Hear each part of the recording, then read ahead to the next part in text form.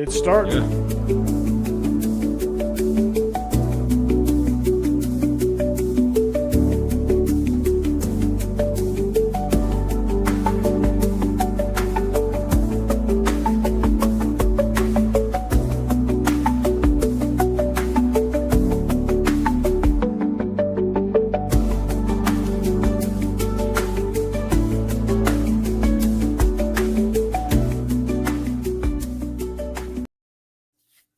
Hey, what's up, everybody? Happy Wednesday.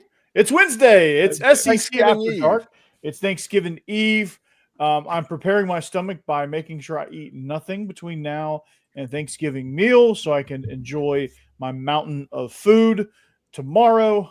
But what's up, everybody? It's SEC After Dark. Joining me. That shrinks your stomach, though, by not eating. Just for a day, it won't do anything. It just increase my appetite, I guess. I don't know. I already cooked my chicken and dumplings. It's sitting ready for tomorrow. I'm just going to pig out on C&D tomorrow. Nice. All right, chicken and dumplings. Okay, Cracker Barrel style. And that is Stephen Willis, Locked On Ole Miss, the most listened to Ole Miss podcast, or the most watched Ole Miss podcast, depending on how you consume it. It's probably the same for both categories. Jake Thomas, your double shot of Alabama. Joining me, Jeb Beecham. And then to round out our starting five, Mike Huseman off-season after dark, and a regular contributor on both the Locked On Ole Miss show and Locked On Vandy. Not pictured over on the side, the sixth and seventh man is Hammer and Boss Man. Congratulations, Hammer. On your marriage, and Boss Man, no, we'll stop that. No, we're not doing that. We are not 13 years old. No. They did do all the biscuits tonight. It was a good one. Yeah. We were just making fun of Hunter Yurchek. Oh, yeah, it's so easy. Hey, you can just do that off of his job performance. Yeah, that's true.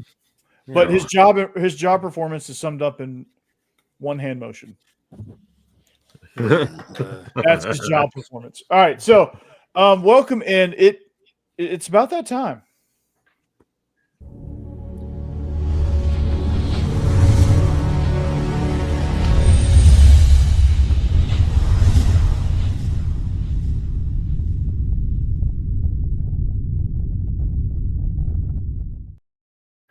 All right, boys, what's going on now that the lava's hit?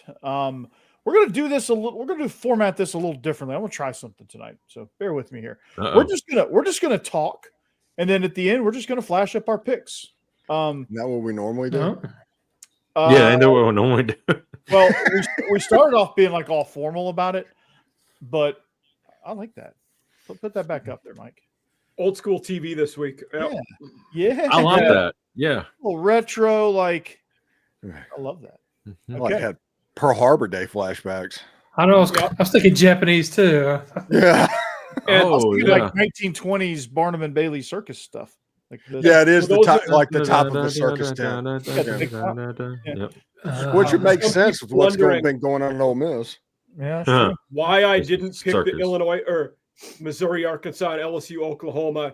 We were unanimous in picking those games. So I put up the games where we had some differences and not all nine of us on the same team, because all of us were on Mizzou and all of us were on Oklahoma. Well, let's talk about the most important game, Kentucky. No, just kidding. Yeah. So Hammer and Boss Man, I was going to throw them a bone here, but they're not here to receive said bone. Because they had their normal show. They were. Yeah. So if they jump in, they may jump in. Who knows? But Texas A&M at Texas, it's an important game for a lot of reasons. It kind of throws a wrench into the SEC championship mix a little bit. And we were I guess we were all unanimous because that one's not on the screen. I guess we were all on A&M because I picked A&M. No. Me and Steve were on Texas. Okay. And so everybody else was saying. Sorry, Matt. Oh, okay. I'm picking this week. I'm picking games based purely off of heart and what I need to have happen. Yeah, I picked the Auburn game that way. So, but yeah, for this game for A&M, it's a tough road game. It seemed I haven't gotten a beat on this series yet because it was an old school Big 12 series that I didn't pay a ton of attention to until Texas joined the SEC again, and trying to get a beat on what this series looks like.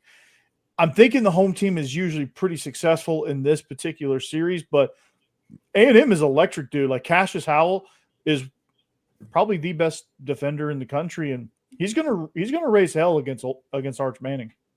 You know, Texas A&M, their combined SEC record is like 11-39 of the teams that they play.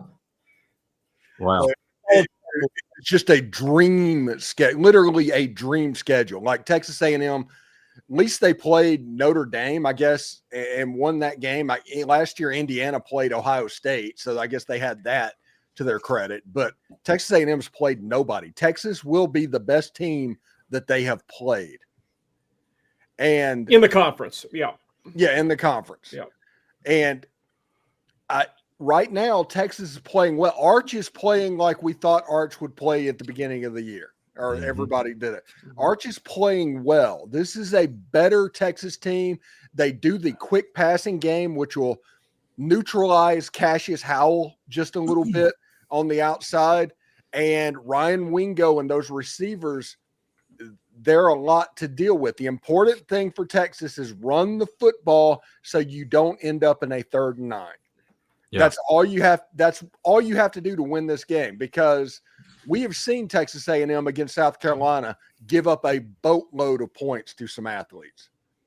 This is going to be a hostile environment. Texas has a chance to take Texas A&M down whenever they're thinking they're going to win the national championship. I genuinely, this isn't even a heart feel. I genuinely like Texas in this ball game. Don't let Becky hear you say that. It's back and forth for me. Texas's D was elite early in the year. They have not played well the last month. You know, they allowed a lot of points to Mississippi State. Vandy, they allowed a lot late. And then Georgia and Arkansas both scored over 35 against them. If Texas's D can get back to playing where they were, I think they got a real shot in this one. And I did pick them to cover. So, yeah, I don't know. I just felt like the eyes are on the prize there for the Aggies, and you know it's going to be kind of a similar situation. Not to play spoiler that I'm going to talk about Vandy. It's just there's everything right there in front of them, and I think for the first time they're going to go get it. And Marcel Reed's going to make some plays. Cassius Howell's going to make some plays, and I think there's going to be enough back and forth to where A&M can win that close game because I feel like they're going to be the more resilient bunch in the fourth quarter, and that's what this game's going to come down to. Texas A&M has given up 40 points in 2 of their games this year in regulation. Mm-hmm. So that is an important thing. If Texas can score, I don't think that Texas A&M's offense is good enough to score with Texas if they're allowed to go.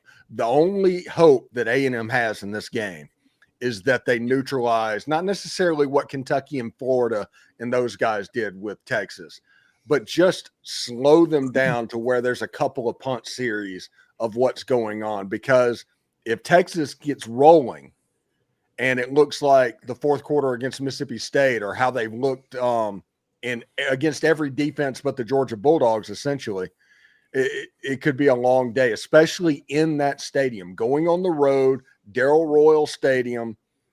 I know that Texas won on the road last year in the SEC. The road team usually doesn't win when they're evenly matched teams. So we'll see exactly how that goes. Okay. For me, the matchup I'm looking at is Steve Sarkisian and his offensive, playmaking ability and how he schemes things against Mike Elko's defense. It's going to be a good one to see because both of them, Mike Elko is great at calling defensive plays, having his guys, ready to play, and then Sarkisian is just an offensive mastermind. So can he come up with enough plays and get Arch in a rhythm early on to keep them, scoring, like Steve said, is going to be the big thing here. And for if Arch plays well, Texas wins this game. Yeah. And Sark's going to have to figure out a way to use A&M's aggressiveness against them. Yep. And just try to pull them in to where they're going to try to take away the quick stuff, which A&M will will do, because that's what they're gonna watch film and say, hey, they love throwing a lot of quick screens and slants and hitches and speed outs to Ryan Wingo and Evan Mosley. But once they come up and encroach that space, they're going to say, all right, well, now let's see if you can cover down the field, and they'll take a few shots and see what's going on. Like I wouldn't mind seeing a bunch of quick game and even working the fade as a part of the quick game, where Arch isn't sitting back there 1, 2, 3 step throw. It's catch, quick 1, 2, 3, get his feet set and let it rip.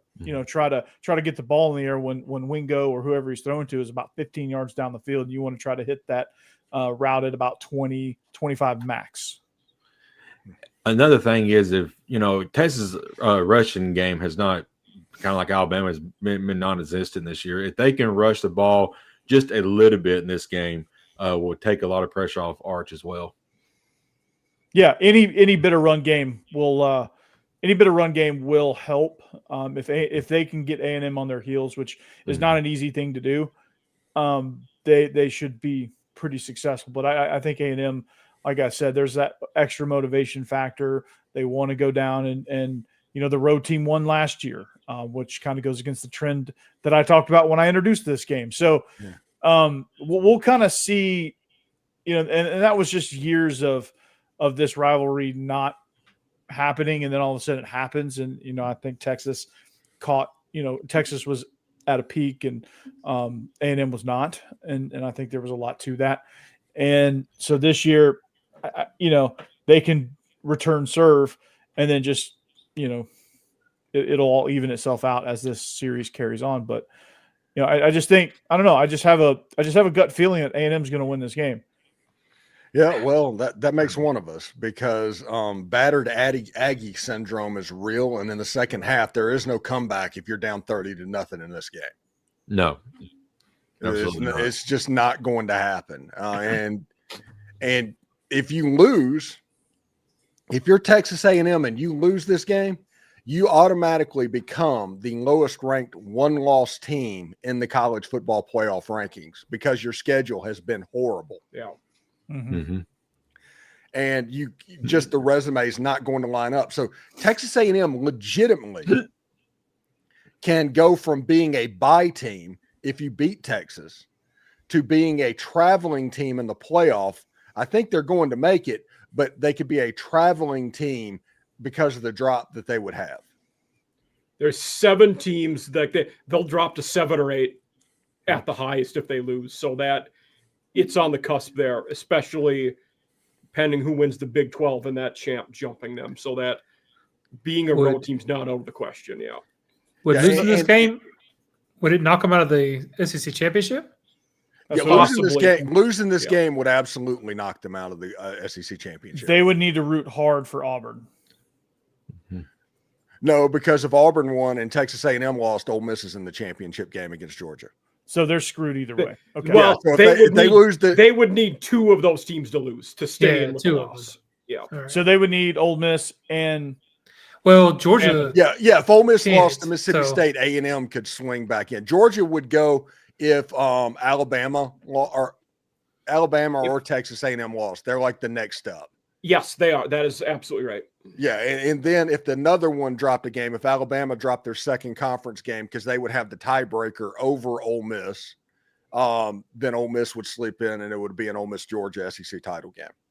Okay, I could get behind that. That would be a lot of fun. Cool. You get to cross over with Clint again, Steve.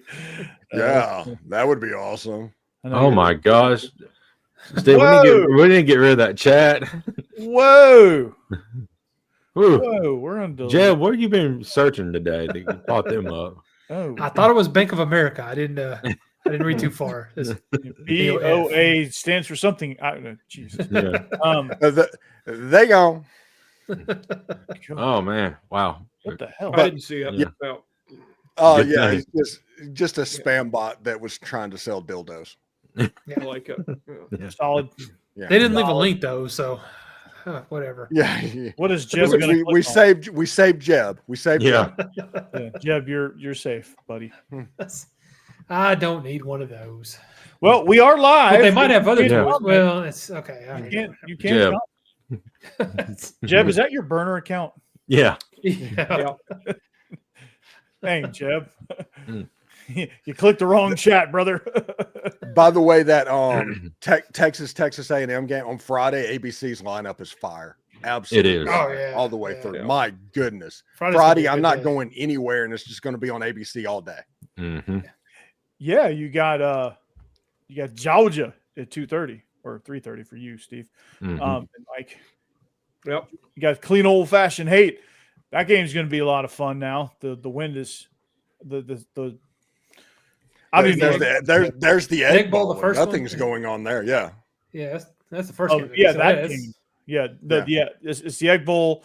It's clean old fashioned, and then you end with A&M Lone Texas. Star Showdown. Lone Star Yeah. Showdown, right? Yeah, it's like somebody asked me about the Iron Bowl today, and I was like, the Iron Bowl is nothing but a great value Egg Bowl. I mean, that's what's going on. That's All right, like you're saying, hey, we've got Egg Bowl at home. That's what they're talking about. It's like you're choosing between Mm. Lay's and Golden Flake. Yeah, it's one of those things. Auburn and Alabama respect each other. It's a rivalry game. It's like Ole Miss and LSU or something like that. Mississippi State and Ole Miss do not respect each other. They don't. And that's the reason some stupid stuff happens in that game every single year. And that's why it's the best rivalry in college football, because of that. Now, there might not be numbers in front of both teams' names. Who cares? I thought it was UConn UCF. I thought that was the best rivalry. That was the civil conflict. Yeah. I thought that was the and best rivalry. I do feel bad for UConn because Jim Moore took the job at Colorado State, I think. Yeah, he did. Yep. So, I mean, that's just, you take away the civil conflict and then that happens. And it just feels like a tough thing. According to a very reliable source, No 3 Sports, Yeah. Clark Lee is interviewing at UConn. No 3 sport. Listen, by the way, I'm just going love to say that. something here real quick.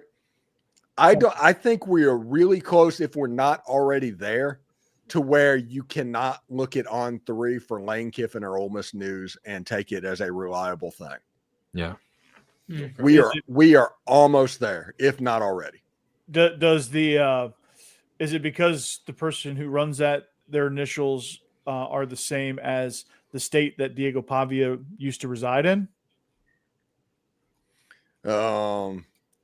Him. No, it is because Chris Lowe is Lane Kiffin's megaphone. Brett McMurphy is megaphone, and they're parroting talking points for that.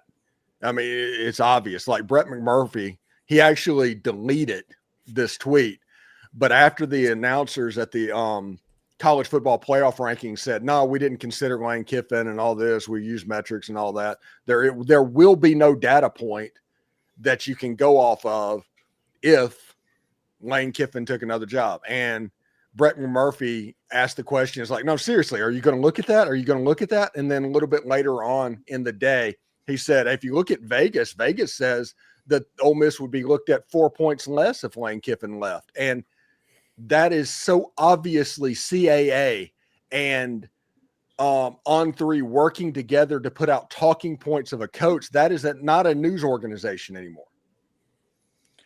That is a rough look. That is a very, very rough look. Mm-hmm. Is I feel like just people just want to be first to get the scoop, so they're just going to say whatever. Like Well, this they- whole That's part Golesh. of it. Yeah. No, they just don't want to lose the Lane Kiffin megaphone that Chris Lowe and those guys have. They have such an advantage because the reality about Lane Kiffin is he is SEO catnip. If you put Lane Kiffin in a headline, it does better than if you don't. You can say the exact same thing. Lane Kiffin in the headline will do better than otherwise. And Lane Kiffin being that SEO catnip, that's a bad thing. It really is. Oh, I'm not laughing at you, Steve. I am not in Ole Mills today. Oh, that's so good, Travis. That is fantastic. Yeah. All right, in stream. Man. That's Way to it. go, Jeb. Way to go, Jeb.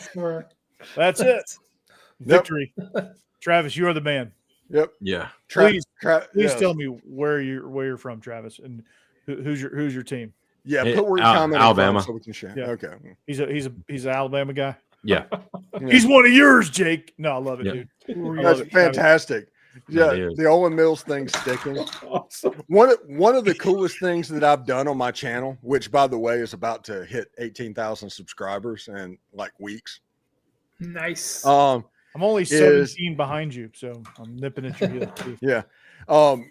There's a guy on my channel named Tom Vanderford, and he's just a fan. He doesn't offer any perspectives. We don't do news breaking and all that.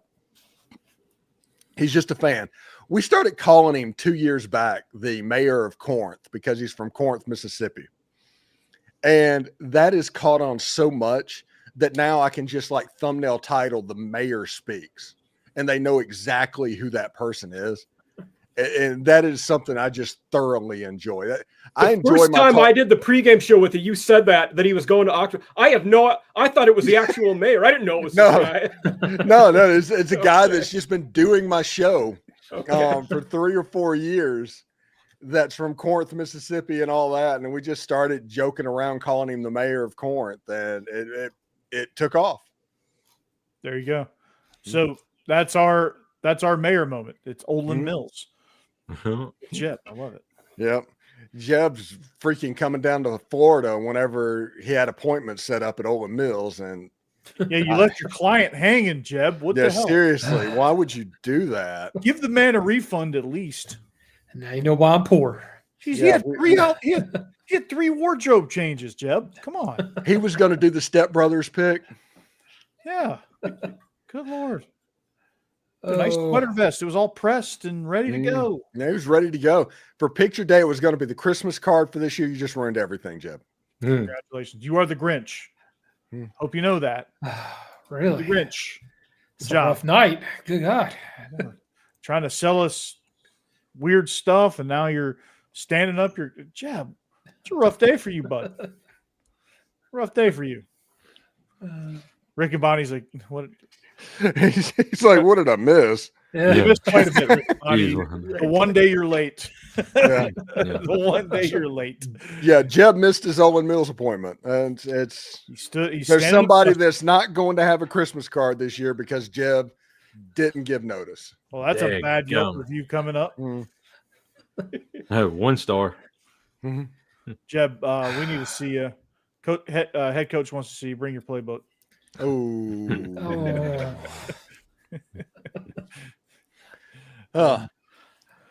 It's funny. No. Well, where do we want to go next? Do we want to go Vandy? We got a request. We got a request. Oh.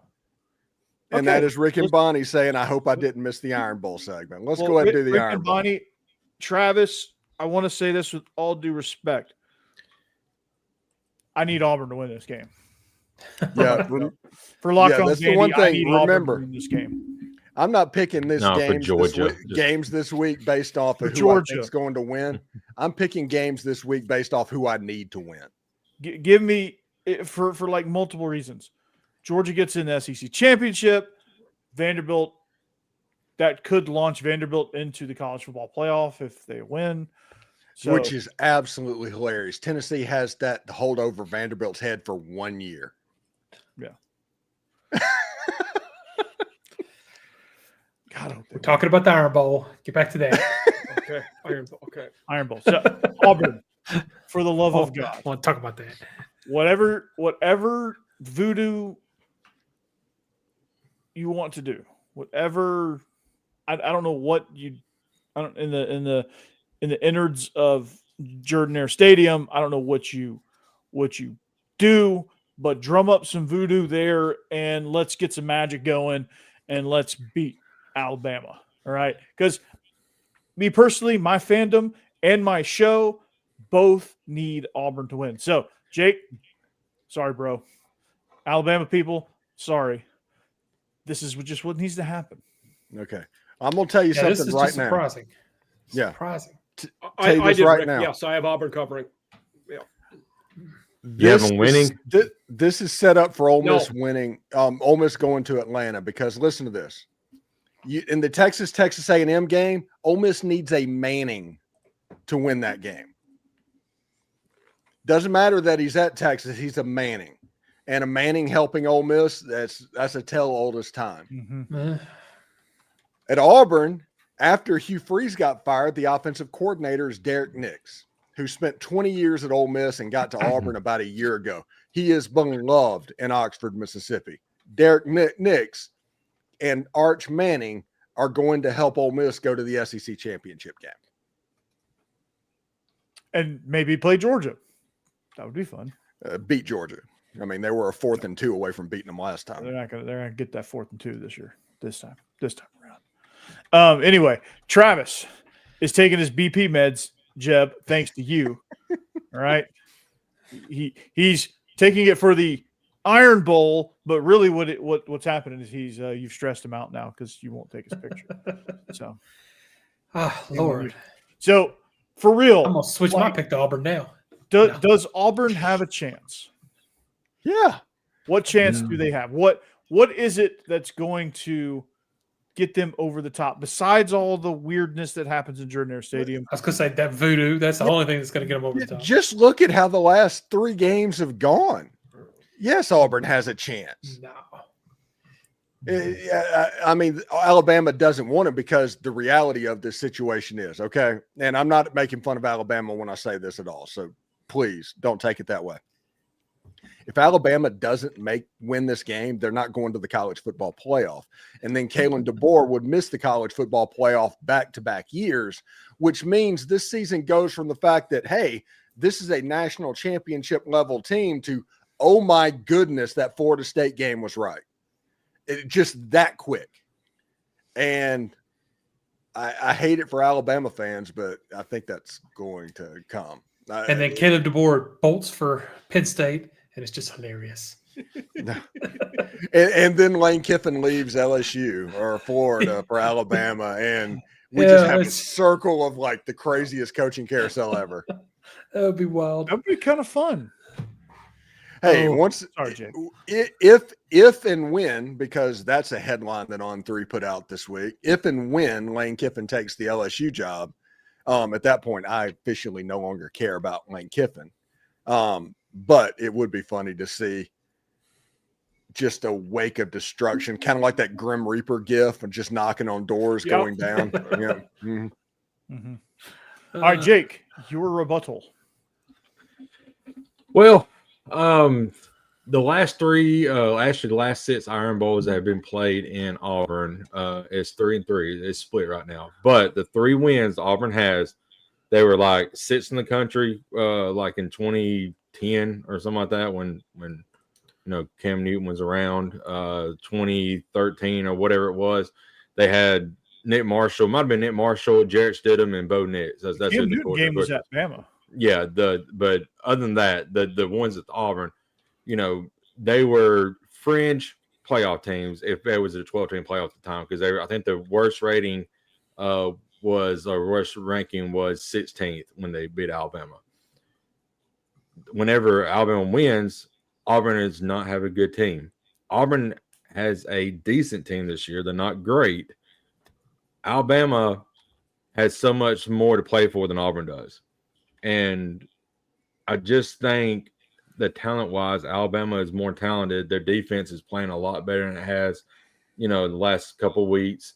And Auburn's defense, for some reason, after DJ Durkin took over the head coaching role, it's just not been that great. I don't know what's happened there. I guess whenever you have to focus on a whole team instead of just what you're good at, it kind of takes a blunder a little bit. I don't know, but it's going to be tough. I mean, it's going to be a not down, drag out fight. But if Alabama, and it's a cliche because you can say every game is won in the trenches. If Alabama wins the trench game, then they have a really good shot at winning this game and winning by 10 plus. Jake, did Oklahoma break Ty Simpson a little bit? No, I think Ty Simpson's been struggling before Oklahoma. He's been struggling for the LSU game he struggled in. I think there was a rumor that come out today, and I don't know how true it is, but I remember he got on the sack fumble he had against Missouri. He kind of got up, little gingerly. supposedly he's hurt his back, and it's been affecting him in the last several weeks. Why he hadn't been as good. I don't know how true that is. I haven't heard any of the coaching staff talk about it. It's just a rumor that come out today. Could be something. I don't know. But Ty has not looked good probably since the Missouri game, honestly. Since then, he's just been kind of off. But also that could be from him feeling like he's got to carry the whole team because of no running game. Yeah. So if Alabama can – that's a trouble spot there. Right. If Alabama can get some type of running game going in this game, they don't have to have a 120-yard rusher. Just a 75-yard rusher in this game, I think it'll help get the offense clicking a little bit better than what it has in recent weeks. Yeah, Jake, you need a little bit of run game. Is Cuevas out this game? Did I see that? I think he's still in the injury report. I don't know exactly where he's at, but I know he was out last week, and I think he's like questionable this week. So, he's an X factor in the passing game. He's just a really good safety net. So if he's out, then you need somebody to step up. And a guy who I feel like that needs to step up in this game is our superstar wide receiver and Ryan Williams. He's had some flashes of being great this year, and then he's had some games where he's looked absolutely terrible. So games like this is where you need your superstar to take over and win the game. They have their own superstar, Auburn does, and Cam Coleman. Which of these guys are going to take over this game could lead to whoever wins this game. Josh Cuevas is out. Okay. Yeah, okay. He's out. And Deuce Knight looked good last week, but I just don't trust a freshman quarterback to come into this game. Well, he's not going to be the quarterback this game. It's going to be Ashton Daniels. Yeah, Daniels back to him. Okay. He didn't play last week because they wanted to just preserve his red shirt. That's all. Yep. So he could be the starting quarterback next year for Auburn because otherwise he would have used his eligibility and be a senior. Mm-hmm. So but he can play this week? Schumann is their head coach. Yes, because he's only played in 3 games. Yeah. So he can play in 1 more. Okay. But if they win and go to a bowl game, then what are they going to do there? Play this night? That doesn't count. Bowl game postseason doesn't count. Okay. Okay. All right. Good for them. So yeah, I mean, for the limited action I saw of Ashton Daniels, that dude can sling it, and he can move, he can run. He's got really good poise in the pocket. And he knows where he wants to go with the ball. I mean, he is. I thought Derek Nix had a really good plan for him when they played Vandy, and this is something that I'm intrigued by a little bit with Derek Nix as a play caller, with the quarterback that he's probably wanted every single game, and so it's going to be interesting to kind of see what Alabama is able to do, or what this defense is able to do as far as getting after Daniels and things like that. So it's going to be an interesting contest. Definitely need Auburn to win. And that's who I'm going with. Another thing that Alabama's got to keep an eye on is Jeremiah Cobb is very, very good, and he can break open runs. And if he wreaks havoc in our third level, that could be huge for Auburn in this game. And going up against Alabama, Deuce Knight in the quarterback run game, because I do think Deuce is going to have a little bit of a package, and Auburn's going to try and figure out a way to do that. Mm-hmm. I think that's something you could expect as well, because as good as Alabama's defense is, they seem to be susceptible to the quarterback run from time to time. They tend to bust on those plays. Yeah, absolutely. In the secondary, just against the run in general, it just seems like those safeties sometimes struggle to fit the run game right. And next thing you know, you got running backs just going into clean open space. So, and that's a building where if you let Auburn get any sort of momentum, or if you let Auburn think they're going to hang around in this game, the biggest key for Alabama is squash all that crap early. And if they can squash that early, Auburn will quit and it'll be done. But if it gets in the close to halftime, third quarter, and Auburn's like, hey, we got a chance, they start kind of hulking up a little bit, and they're just like, they just get a little bit of juice, and here we go. Yeah, third quarter, 1-score game, that place turns into Jordan Hare. Yeah. Yeah. Another thing is Alabama. I feel like Alabama needs to have a good showing for the committee because of the crap that they're telling Alabama that they need to do to, I guess, move up in the rankings. I don't know. Just win and you should be in. I think for Alabama, winning, you're in because you're a brand. I think Alabama, it's Vandy that really, I think, needs to beat Tennessee by 70, which won't happen. But That's something that Oh, I need that game more than air. I cannot wait until that. Yeah, 3:30 on for Steve for you 3:30 on Saturday. I don't know what the weather's going to be like down there, but you can watch it poolside. What is that? The same time as the LSU Oklahoma game? Yeah, I think. Why isn't Tennessee and Vandy on ABC and LSU and Oklahoma on ESPN? They probably worked that out a long time ago. I mean, they could easily switch it, but I guess they just don't want to. Yeah, it's like why not just put all the best games on ABC? Maybe they just wanted one good one on ESPN, just as a ratings grab. Probably, I don't know. We got both games at that time. Vandy, Tennessee, like you said, LSU, Oklahoma, and then Oregon, Washington is on CBS, and that's also a playoff implication game. Is Louisville, Kentucky on the Disney Channel? Bravo. Yeah. Florida and Florida State's going to be on the Cartoon Network. Yeah, for sure. That's on Cartoon. Louisville, Kentucky's on the ACC network, so okay, yeah. It is pretty much. It is ACC.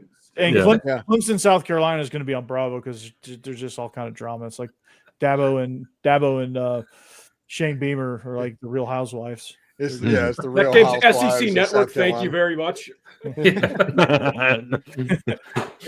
I resemble that remark. You think Shane Beamer has already started trying to seriously, Norris, come back. Please come back.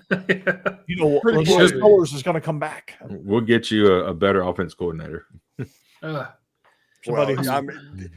can't trust that to be true because they hired Mike Shula. That is true. Yeah, I think all your cachet just goes right out the door. Yeah. With that, the name I've actually been hearing lately is Cade Bell, Pizzo coordinator, who's done a good job there in his 2 years. Oh wow. Yeah, he torched Georgia Tech's defense the other night. That was kind of. Oh, Georgia Tech got caught looking ahead to the Bulldogs. They did. Well, yeah, they did. They got their ass handed to them. I can say ass. It's okay. You know what? They dropped down. They dropped down 28-0 like instantly. It was like, holy crap, this is over. But it was 28-14, and Georgia Tech had the ball on the 5-yard line to make it 28-21. They almost came back in that thing. And then they threw a pick six, and it was 35-14. Yeah, Haynes threw an awful pick six. Yeah, it was. There's a scenario where we have a 6-way tie in the ACC after Saturday. Good I God, love it. I love it. Are they going to fly to Charlotte and do a Friday Night Light style coin flip? We know SMU and Virginia hold their own destiny. If they each win, they will be in the conference title game. Okay. Also, by the way, Utah gave up 500 yards rushing to Kansas State. And because of a bad run fit that allowed Utah to get it inside the 5-yard line, they came back and won that game. And Vandy still didn't jump Utah in that situation. Yeah. And all Vandy did that was almost as bad as Oregon jumping Ole Miss. Yeah. I mean, all Vandy did was just beat the hell out of Kentucky. It was 45-3 when the starters came out. Diego Pavia had almost 600 yards by himself. Well, I would say by himself, but he threw passes. But it was I was at that game. It was a freaking clinic, dude. It was like Kentucky could not do anything. They couldn't breathe on offense, and then defensively, they had no answers for Trey Richardson. They have no answers for Diego Pavia. They were okay against the run, but Vandy really didn't run that much. They were just launching deep balls. They didn't really run that much. So this Tennessee Vandy game is going to be so good. So let's talk about it then. Yeah, I know Jeb wants to talk about it. Yeah, Jeb. Yeah. What do you got to say, Jeb? Yeah. I did a crossover. Hey, Tennessee can spoil Vanderbilt's playoff run. Jeb, you're on Vandy. It's all there for Tennessee. Yeah, what the hell, Jeb? What? Wait, that doesn't sound right. Jeb. Hey. Hold on.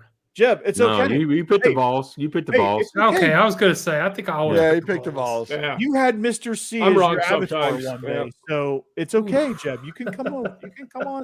Come on over to the Vandy side. Come on over. Hey, it's okay.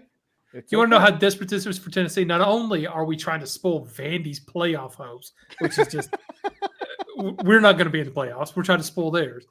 But if we beat them, I think if you just look at the SEC rankings, we might move ahead of them. We're trying to get ahead of Vandy in the SEC rankings. and spoil their playoff hopes. That This is is so desperate sad. sad. Yeah, that's sad to say. No, and would no. seriously, and if we won, would be our third best season since like 2007.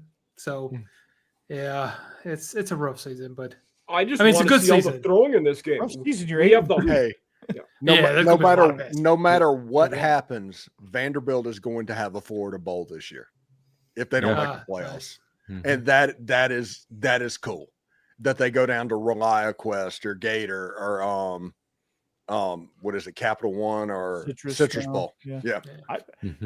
What's the top access bowl? I think they'll get that. There is no access bowl anymore. Is that like the ones that aren't in the playoff? Yeah, the Capital One would be the next. But if they lose and Tennessee jumps above them, okay, this is the way this works for everybody that's not in the playoff hunt. The we shouldn't be team able to jump above you. Yeah, but if you're one game away from the other team, like Tennessee could technically jump Vanderbilt. Yeah, and Vanderbilt is going to be a difficult sell in the bowl because they're not going to travel. And that's where it gets a little weird. If the SEC sends them to Birmingham, to the Music City Bowl, to the Liberty Bowl, to the Texas Bowl, shame on you. They deserve a Florida Bowl. But I will say that they could get jumped.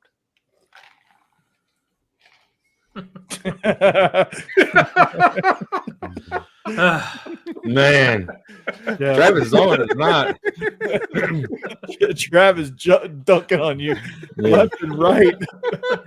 Oh gosh, this is like 1989 slam dunk contest, like Dominique Wilkins and Jordan. Yeah, the '88 version of Jordan one. It's the kiss the sky. Well, and it's probably going to happen. Tennessee fans are flying high after finally breaking that streak with Florida and beating the crap out of them. So, it's going to all come crashing down. That's just how it works for Tennessee fans.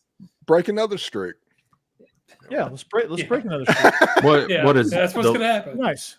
What is the last 11 years at 6-5 in that rivalry, Jeb? For what? Florida? No, Tennessee and Vandy. It's 6-5 the last 11. Yeah. And Vandy. Thank you, Derek Dooley. Yeah. Let's see. James Franklin won 2. Derek Mason won. Yeah, Tennessee was pretty bad a couple of those years. Yeah. She was horrible. You remember the play that Alvin Kamara just ran out of bounds? Oh my gosh! Yeah. What is it with Tennessee players doing that? They just run out of bounds. Game on the line, we're just gonna run out of bounds. We're not counting the Jeremy Pruitt years, are we? Because I think we had to vacate a bunch of those. We're giving the Vols wins in both of those too. If it's 6-5, that's. We'll let you keep it for record's sake, but technicality would probably bump the record in Vandy's favor. But my favorite thing is people getting on Twitter like during the whole Lane Kiffin thing and talking about how Florida is such a much better job than Ole Miss and everything. The all-time record is 13-13. Yeah. So it's neither. It's like Florida, you have almost no history before the mid-90s of success. Yeah, that's true. No, until Spurrier got there. Your entire. Pretty much almost all your history revolves around Steve Spurrier as a player and a coach. And then Urban Meyer. And then Urban Meyer. That's it. Although we made Tebow cry. Mm-hmm. You did. Nice. Mm-hmm. You will not see another player try as hard as me. Oh, God.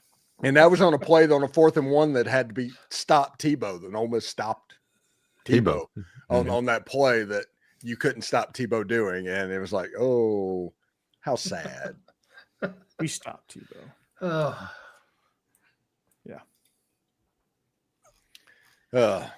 I will say this, man. This coaching search, I don't care where it goes. I genuinely don't. I just want it to be over, man. Yeah, I want to know. Tired of buying catnip. But for Locked On Ole Miss watches, wouldn't it be good if it goes on for 2 months? It'd be good if he came back and we could do this again next year. But good guy. Listen, this is what SEO catnip is. Before September, I'd never had a month of more than 400,000 views. I hit 400,000 views barely in September. This month, I'm going to hit close to 700,000. Jeez. Good Lord. Wow. Yeah. Gonna be a good Christmas. Yeah, I'd say. And I bet if he does come back, you'll get a whole good 2 years out of him before you go through this again. Don't worry. If he does come back, they need to rewrite the contract and put like a $50 million buyout, because I'm serious. I'm not going to play this. The first time that he's just rumored to take another job, at that point, I'm going scorched earth. Yeah, no. That doesn't sound like something Jimmy Sexton would agree to. Yeah, he would.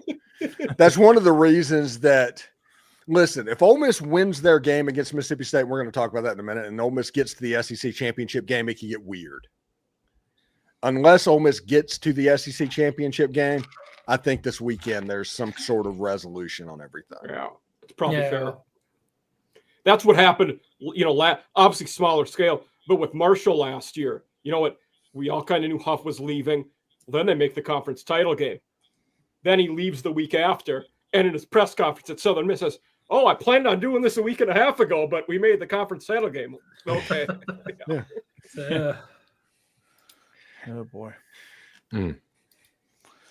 So, Steve, shall we talk about the Iron Bowl? The Iron Bowl. The We Egg talked Bowl. about that. The Egg Bowl, you Egg mean? Bowl, you mean? Yeah. The Iron Bowl is the great value egg bowl. Yeah. So, Yeah. I told you. Yeah. Yeah. No, it was Yeah. good. Don't worry, we have egg bowl at home. Oh gosh. Yeah. So Egg Bowl. Mm-hmm. What do you want? What do I want? Yeah. Who's gonna win? Ole Miss has a better offensive line. Ole Miss has a better defensive line, and Ole Miss has a Doak Walker finalist at running back against a team that is 120th against the run. Yeah. If they're focused, this should be a bloodbath. The Ole Miss Mississippi State game is never a bloodbath, though, and I am predicting Ole Miss to cover because this line is depressed, honestly. But I think it's like a 24-14 type game that's going to be just weird. Okay. I wouldn't be surprised if Mississippi State finds a way to score a little bit, but I don't think they'll be able to catch up and cover this. But yeah, this is going to be one of those games where it's going to look like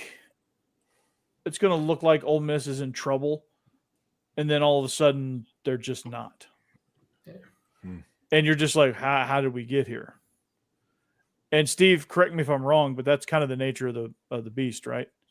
Yeah, the only sure thing in this game, if you're looking from betting lines from FanDuel or something like that, is the under is likely going to hit. Yeah. It's one of the weather's going to be weird. It's going to be cold. It's going to be dreary at the game. Most of the time it's going to rain. I don't think it's going to rain this weekend, but 62 and a half. 62 and a half is the over. Yes.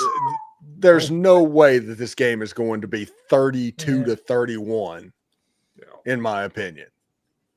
I think 24-14, that's what, 38 points or something like that.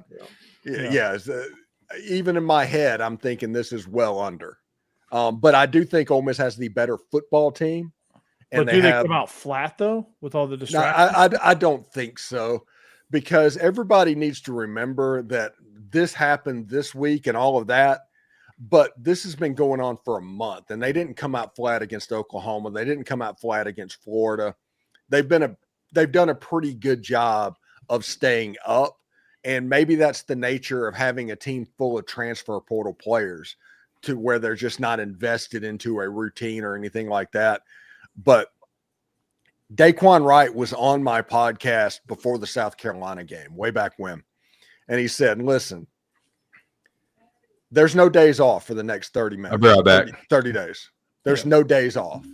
And that includes this game because of what it could mean. Because if you look at it, the economic impact for the city of Oxford for Ole Miss hosting a college football playoff game would be somewhere between $70 million and $100 million. Mm-hmm. It would be a big deal. This is potentially the biggest game in the history of the University of Mississippi regular season. So as long as you can front run a little bit, Ole Miss needs to get off to a good start in this game. But if you can front run a little bit, put some distance behind little brother ahead of little brother, and you're going to win this game because you have a better team. And you touched on why I like Ole Miss to cover this game. Steve, you have Kawan Lacey, who's had an outstanding season. I think they lean on the run in this game, and Mississippi State can't stop the run this year. No, it's going to be a bloodbath in that regard. Like, I think Lacey's just going to be able to run pretty much up and down the field. I think they're going to be able to get whatever they want in the run game. That's going to obviously lead to a cover if you take the under, but I think Ole Miss is going to be able to separate themselves score-wise, and there's not a whole lot Mississippi State's going to be able to do about it in that regard. The only path, Steve, in this, I know this seems obvious, but the only path for Mississippi State is if Ole Miss gives them the game as far as turnovers. Like helps them out. Like one turnover, okay, they can survive. 2, maybe 3. I think Mississippi State wins if you turn the ball over 3 times. Yeah, and it all depends on how well the Ole Miss defense does and the defensive line does against Blake Shapen or Camario Taylor at quarterback. If they can basically put them in hell on that defensive line, because they're all Mississippi players on the defensive line. Mm-hmm. So this is going to mean a little bit more for them. I think this is a big game for Suntarine Perkins and Cam Franklin and those 5 stars on the defensive line to kind of show out a little bit. Yeah, for sure. Jake, any thoughts on the Egg Bowl? I picked Mississippi State just because of the distraction factor, and it gets weird. And plus, I got to have some wins somewhere, so I got to pick different than y'all. So, that's the only reason why I do think Ole Miss is the better team for sure, and they should win by a ton. But it's a weird game, and Egg Bowl always gets weird, even when Ole Miss is the whole lot better team. They still find ways to lose. So anything can happen in any of these games, honestly, because it's a rivalry game. Ole Miss is going Stormtrooper in this game with the real tree helmets that they wore against South Carolina. Nice. Okay, all right. Mm-hmm. Speaking of Stormtroopers, I don't think Georgia Tech's going Stormtrooper here at the Bins, but clean old-fashioned hate, guys, before we get out of here. Is this this game had a lot of juice before Georgia Tech got rolled by Pitt. Mm-hmm. This game lost a little bit of that. Georgia's 13.5-point favorites. I don't love that spread, but I'm going to pick it anyway because I think Georgia Tech's defense is struggling big time. And I don't know that Buster Faulkner and his offense can do anything about that. I don't know that they're going to be able to keep up because it's just there's just going to be too much pressure there, because I don't think Georgia Tech is going to be able to stop Zachariah Branch or Gunnar Stockton or Nate Frazier, Chauncey Bowens, that rushing duo. I think this Georgia team is like, yeah, you're not going to take us 8 overtimes again this year. And I think it's going to be one of those games, one of those type games where I think Georgia is going to want to make a statement, and this is going to be that statement game. I hate that it's at Mercedes-Benz instead of Bobby Dodd. Yeah, and I thought originally because of construction or something they were doing to their stadium, but they played at Bobby Dodd all year long. Why, what's the deal with that? I don't, but it just, I don't know. It just takes away. It just makes it just stale. Mm-hmm. Honestly, it's just stale. Like I wouldn't want to go to that. Like why are we doing neutral site for that? It's never been neutral site unless there's significant renovations happening at either stadium. It's never been neutral site. Yeah, that 1 week is the difference between making in time for next season and not. Just schedule the first game on the road. Yeah. If that's the case. Yeah, it's not that big of a deal. But this is a game that Georgia Tech, in my opinion, they can cause problems in Georgia's defense. I mean, Buster's offense is really good at that, and it's going to be on Haynes King to not make the stupid pass that he made against Pitt last week. Because, they can come back like that. I don't know if their defense is going to continue to put them in those type situations like they did against Pitt. But, yeah, Georgia Tech, they can score quick. But he can dial it up. Yeah. pretty good. I'm telling you, John Summerall, Buster Faulkner at Ole Miss. That's going to be some stuff there. I'm telling you. Just looked it up to confirm our theory. Georgia Tech expects to make $10 million by moving it to Mercedes-Benz. There we go. Yep. Yeah. It was a rev share NIL play. Yeah. And you're making money off of Georgia fans because I have to imagine that Georgia fans are going to just buy that place out. They will. Yeah. And their season opener next year is at Bobby Dodd because it's the reverse of Colorado with the home and home. Okay. Yeah, you think Prime will still be at Colorado after this year? If his health allows it, I think he will be. I don't think he's healthy, but I hope he is. He's in rough shape though, from what I've been hearing. Speaking of former NFL players, Marshall Faulk, Southern University. Yeah, sounds like he's getting a Southern job. Yeah, he was the running backs coach at Colorado, right? Yeah. Yes. Yeah, good for him. I like Marshall Faulk. I think he's going to do a good job. Yeah, he's got a New Orleans guy from down there. Yeah, he's a New Orleans guy. So that's fit. That's going home essentially. I know he went to play ball at San Diego State, but yeah, good for him.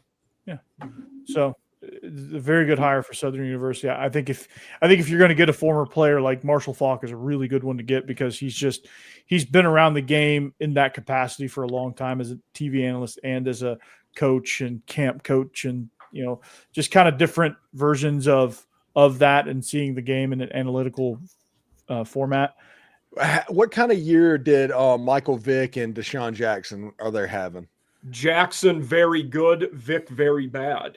But I think Norfolk State was a mess when he took it over. So I think he had a rough. I think he was going to be. I think it was going to be rough no matter what. But where's Michael Vick? Norfolk State. Norfolk State. I did not know that. Interesting. Yeah, he's originally from the Tidewater area. Yeah. Which I think if they stick with him, he could do a pretty good job if they're patient, which they have no reason not to be because what are they going to do? But I think he could be very good. Yeah.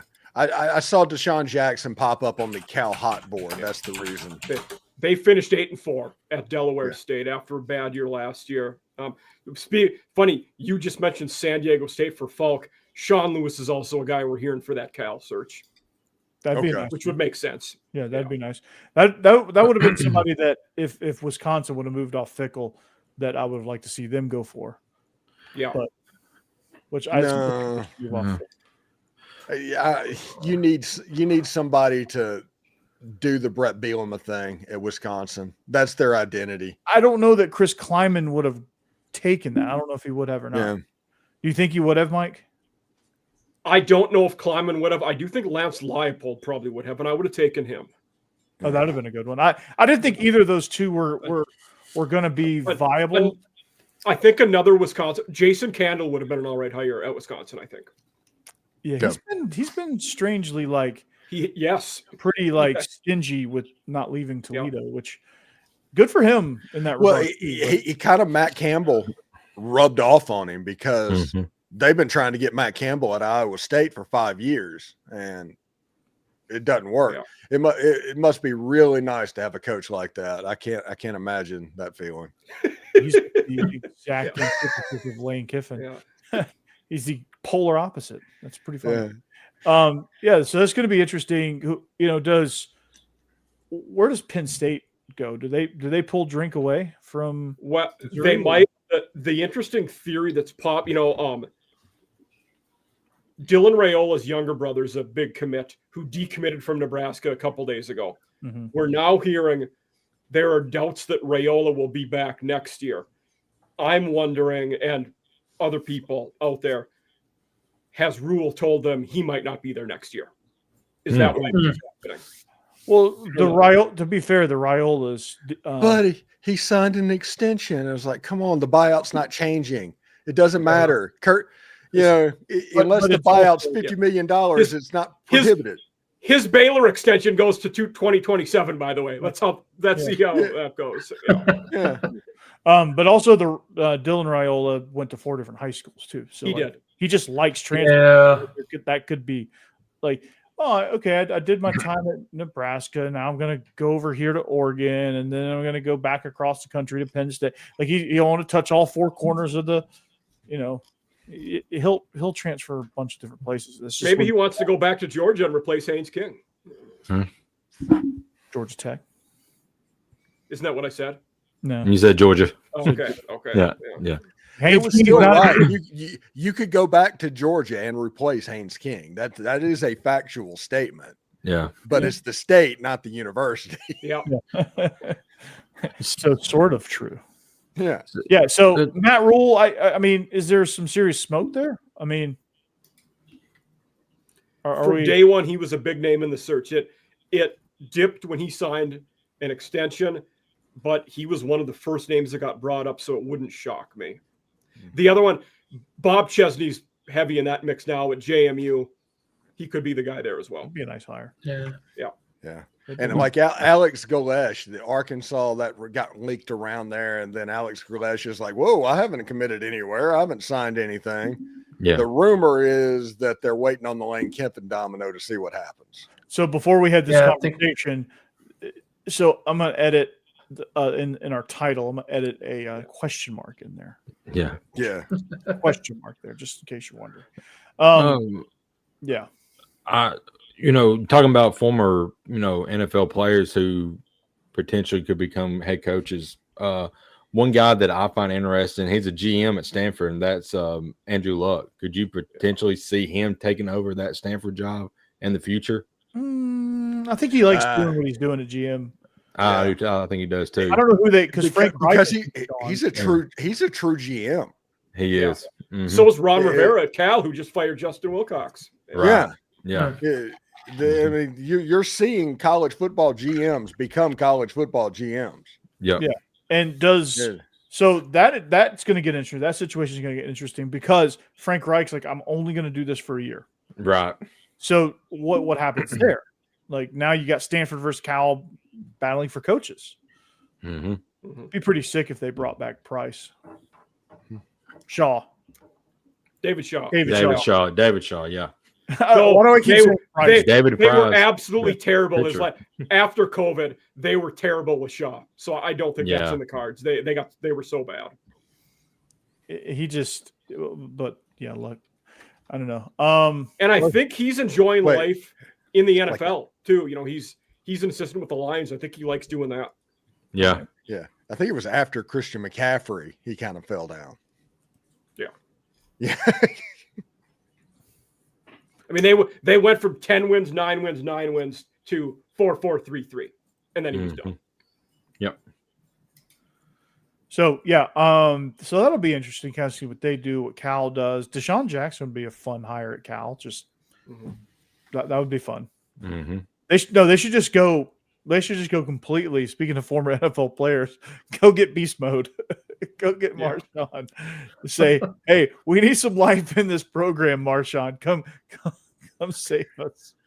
Two of the best academic institutions in the United States of America reside in the freaking Bay Area, California and Stanford, and they both play in the Atlantic Coast Conference. They should not be allowed to charge tuition. They shouldn't. I hope they never leave the ACC because if that joke dies, that'll be fun. That'll be very fun. Yeah, they should not be allowed to charge tuition. Yeah. One of my favorite football memes I saw a week was Nick Rolovich, a man who was once fired for refusing to take the vaccine at Washington State, is now the interim at the University of California. Talk about irony.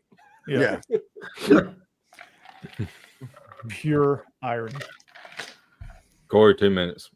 Yeah. Passed by that a long time ago. We didn't talk about the Palmetto Bowl yet. I got the Gamecocks covering that one. I know everybody wants to know this game. I do too. I have to look at mine real quick. Just so. That one didn't make the sheet. Yeah, I picked Clemson just because. Okay. I don't know. By the way, I feel like a dork after making that sheet. When I make the template, I always put the same one up there and change it. Texas and Texas A&M was the original one. Somehow I changed all 6 of them and forgot to put that one back on there. That's not me. Yeah. I've got Clemson in that game, and I don't know why. Yeah, that's what I was gonna say. I picked them. I couldn't tell you what. Because someone has to win. I don't know. Yeah, before it sounded like Klubnik was not going to play. It sounds like he is going to play now. So, okay. Oh, really? Okay. Can I change my pick? South Carolina has those 3 studs on the field, or Clemson does, like Klubnik and Peter Woods and those guys, and they're really good players. But if South Carolina can't run the football, they're not going to win this game. Mm-hmm. Yeah, it's not going to happen. It's not going to happen. It's going to be a weird game. It's just going to be a weird game. Is it this week's Sicko Bowl, or is that Florida State? No, that's the Cartoon Network Bowl. Yeah. Florida It's going to State be like Bowl? that episode of South Park where both Little League teams are trying to lose. Yeah. Oh, yeah. I could see that. No, you win. I thought this is America. No, you win. The roll call thing, the Matthew Mitchell thing that he does is like, either the Florida fan or the Florida State fan said, "I will take you behind Publix and beat you." Yeah. It's like, yeah. And the Georgia Tech one's there. He's just confused about everything that's going on. Yeah. It is like, why are we called kids? Yeah. It was fantastic. Anyway, 2 minutes. 2 minutes. Okay. Yeah, no, it's all good. 2 minutes. This is the greatest show ever. It's SEC After Dark. You should be tuning in. First, for the ones that are not pictured, Biscuits and SEC, watch them. They had a show tonight, and congrats again to Hammer, and we'll get them back hopefully next week. But and then wins. He's got to bring the Fu Manchu back. Yeah, he better come back with the Fu Manchu. Mm-hmm. And it wins.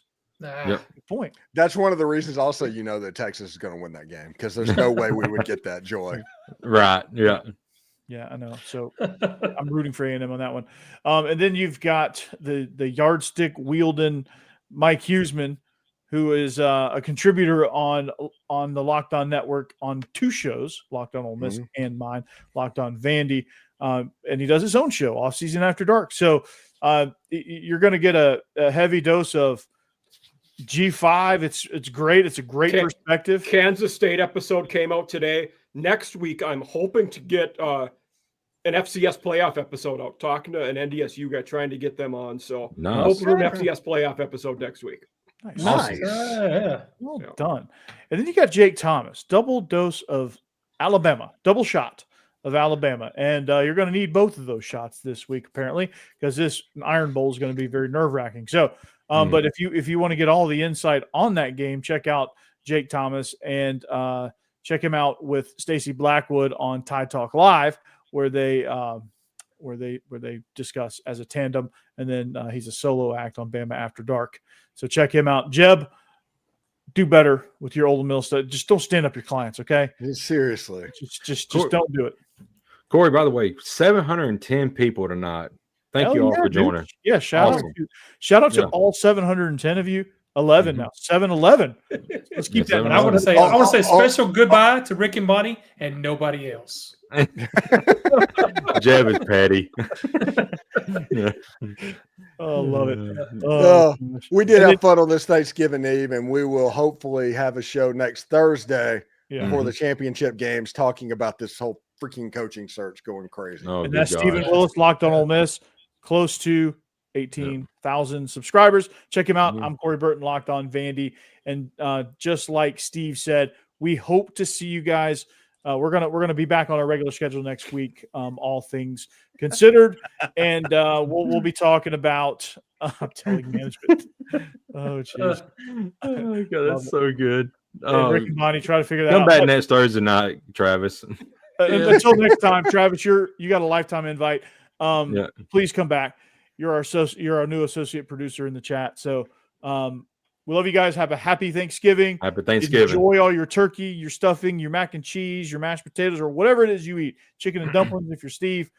And until next time, go Dogs. Anchor down. Hotty toddy. It's almost over. Light at the end of the tunnel. Boomer Sooner. We are Penn State. End stream.